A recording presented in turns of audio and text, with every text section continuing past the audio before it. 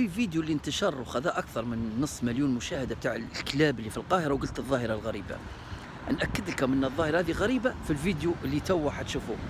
نبي منكم تعليقات على الموضوع هذا، ظاهرة الكلاب اللي في القاهرة. شوفوا الفيديو كويس. شوفوا المعاملة الحسنة للحيوانات هذينا، خلى الحيوانات أليفة جدا جدا.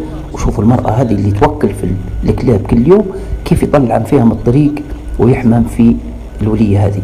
فمعاملة الناس للحيوانات معاملة حسنة هي اللي خلت الكلاب هذينا أليفة ومنتشرات، ولا يمكن يأذن أي واحد في شوارع القاهرة. شوفوا المقطع الفيديو، يا ريت تديروا تعليقاتكم عليه المعاملة المميزة للحيوانات هذينا. ربنا يبارك لك يا ست.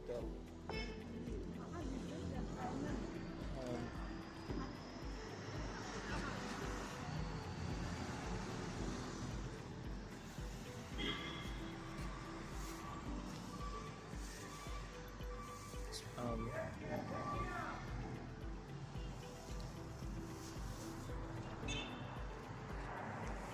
يا جدعان الكائن ده وافي بطريقة مش طبيعية.